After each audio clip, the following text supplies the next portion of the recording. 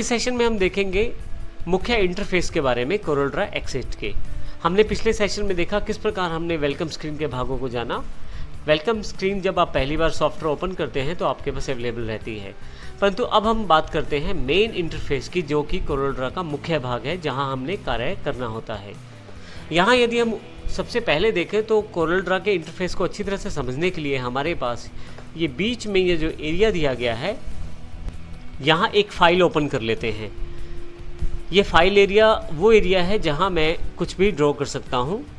इसके लिए हमारे पास यहाँ बटन दिया गया है। नई फाइल क्लिक करने के लिए मैं जैसे ही इसको क्लिक करूँगा मेरे पास क्रिएट ए न्यू डॉक्यूमेंट का ऑप्शन अवेलेबल हो जाएगा।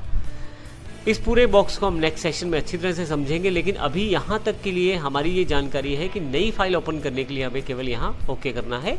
मेरे पास एक ड्राइंग एरिया अवेलेबल हो जाएगा जिस पे मैं कार्य कर सकता हूँ। अब हम बात करते हैं ऊपर से लेते हुए नीचे तक कोरल के इंटरफेस के बारे में। सबसे पहले बात करें यहाँ पे ऊपर की तरफ, तो हमारे पास यहाँ पे ऊपर वाली जो पट्टी है वो टाइटल बार है।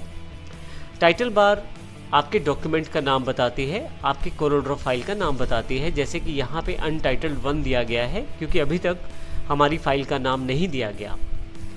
अगले सेशंस में देखेंगे जब हम फाइल सेव करेंगे तो यहाँ पे नाम अवेलेबल हो जाएगा।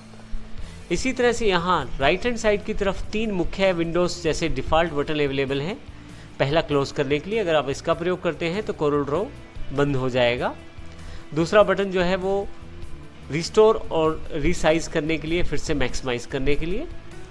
तीसरा, यदि आप इसको यहाँ से मिनिमाइज़ करके अपनी टास्क बार पे लाना चाहते हैं तो मिनिमाइज़ कर सकते हैं।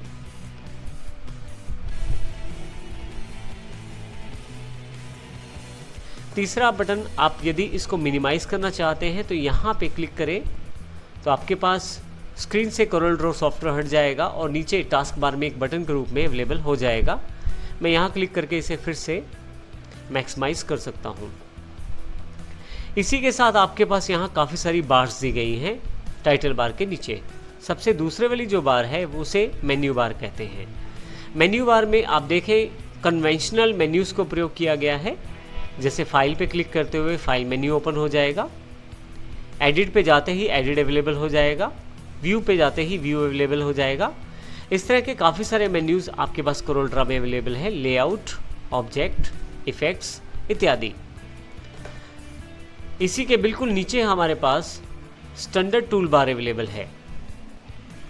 स्टैंडर्ड टूल बार में लगभग वही ऑप्शंस आपके पास अवेलेबल हैं जो आप ज़्यादा प्रयोग करते हैं, जो इन मेन्यूज़ में ऊपर की तरफ हैं, परंतु ज़्यादा प्रयोग किए जाने वाले सभी ऑप्शंस को स्टैंडर्ड टूल बार में शामिल किया गया है। जैसे कि यदि आप नई फाइल बनाना चाहते हैं तो यहाँ क्लिक कर सकते हैं, और यदि आप चाहें तो फाइल में न्यू पर भी क्लिक कर सकते हैं, परंतु फाइल में न जाना पड़े इसके लिए यहाँ पे ये बटन दे दिया गया है। इसी तरह से फाइल को खोलने के लिए ओपन, सेव, प्रिंट इत्यादि काफ़ी सारे बटन यहाँ पे अवेलेबल हैं, और ये हमारे नॉर्मल टूल्स को रखती है बार अपने पास, इसलिए हम इसे स्टैंडर्ड टूल बार कहते हैं। इसके बिल्कुल नीचे आपके पास प्रॉपर्टी बार अवेलेबल है। प्रॉपर्टी बार में आपके पास यहाँ पे यदि अभी देखें आप तो सबसे पहले, क्योंकि मेरे पास नीचे ड्राइंग एरिया में कोई भी टूल सिलेक्टेड नहीं है, कोई भी ऑब्जेक्ट सिलेक्टेड नहीं है, इसलिए डिफ़ॉल्ट रूप में आपके पास यहाँ पे हमारे पास ये बार दी गई है जो कि पेज की प्रॉपर्टीज़ को डिफ़ाइन करती है। जैसे कि सबसे पहले आप यहाँ से पेज साइज़ डिफ़ाइन कर सकते हैं अपने ड्राइंग के लिए।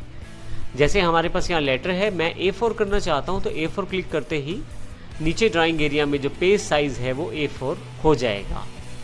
आप मैन्युअली चाहें तो कस्टमाइज़ कर सकते हैं साइज़ को पेज डायमेंशन से।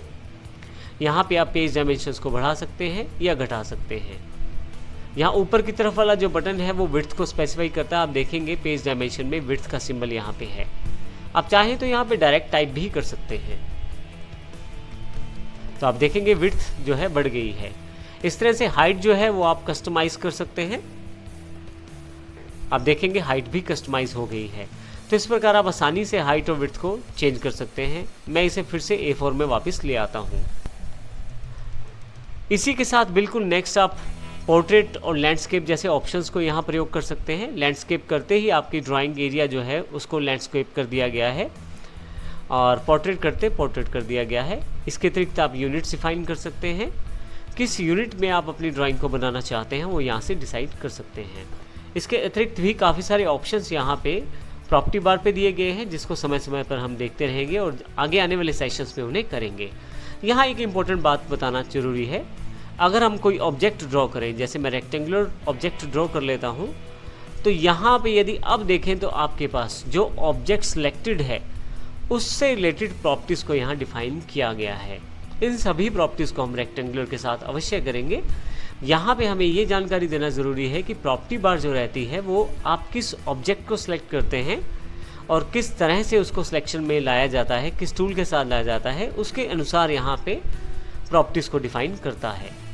जैसे उदाहरण के लिए यहाँ से एलिप्स टूल सेलेक्ट कर लेता हूँ और जैसे ही मैं यहाँ ड्रॉ करना शुरू करता हूँ एलिप्स टूल को, तो आप ऊपर की तरफ यदि देखें तो सभी प्रॉपर्टीज एलिप्स टूल से रिलेटेड अवेलेबल हुई है यहाँ पे। तो इस प्रकार जिस प्रकार का आप ऑब्जेक्ट सेलेक्ट करेंगे, जिस प्रकार का टूल सेलेक्ट करेंगे, उसके अनुसार ही प्रॉपर्टी बार आपको टूल्स दिखाएगी। इस प्रकार उससे रिलेटेड टूल्स आपके पास यहाँ पे अवेलेबल अपने आप हो जाएंगे। इसी के साथ नीचे की तरफ देखें तो हमारे पास नया पेज क्रिएट करने के लिए यहाँ पे एक प्लस का बटन दिया गया है, जो कि न्यू का बटन जैसा कार्य करता है। जब भी आप किसी फाइल को ओपन करते हैं तो वो अनटाइटल्ड के नाम से ओपन होती है। आप जब फाइल सेव करेंगे तो इसका नाम वो हो जाएगा जो आप रखेंगे। नीचे की तरफ डिफ़ॉल्ट रूप में एक पेज दिया गया है। आप चाहें तो यहाँ से पेज को ऐड भी कर सकते हैं। इसके लिए आपको केवल यहाँ से पेज ऐड करना है। इस बटन पे क्लिक करते ही पेज 2 अवेलेबल हो जाएगा। ये पेज 1 अलग पेज है और पेज 2 अलग पेज है। फिर से क्लिक करने पर पेज 3 क्लिक हो जाएगा। आप अपनी आवश्यकता अनुसार इन पेजेस को प्रयोग कर सकते हैं। इसी के साथ यदि आप नई फाइल बनाना चाहते हैं तो आप केवल इस प्लस पे क्लिक करें, आपके पास एक नया कोरलड्रा डॉक्यूमेंट अवेलेबल हो जाएगा। फिर से जैसे हमने देखा था कि यहाँ पे अनटाइटल्ड 2 आ गया है, ओके करते ही बिल्कुल नई एक कोरलड्रा फाइल अवेलेबल हो जाएगी। ये अनटाइटल्ड 1 फाइल है जिसमें मेरे पास 3 पेजेस हैं और ये अनटाइटल्ड 2 फाइल है जिसमें मेरे पास केवल 1 पेज है। तो इस सेशन में हमने जानकारी ली हमारी title bar, menu bar, standard tool bar और प्रॉपर्टी बार के बारे में जानकारी ली। हमने ये भी देखा किस प्रकार हम अब फाइल्स को यहाँ से बना सकते हैं केवल प्लस के बटन पे क्लिक करते हुए, जो कि न्यू का बटन है हमारे पास कोरलड्रा में। आइए नेक्स्ट सेशन में हम देखेंगे कौन कौन से और पार्ट्स हैं कोरलड्रा के जो बहुत इंपॉर्टेंट है और इंटरफेस से जुड़े हुए हैं।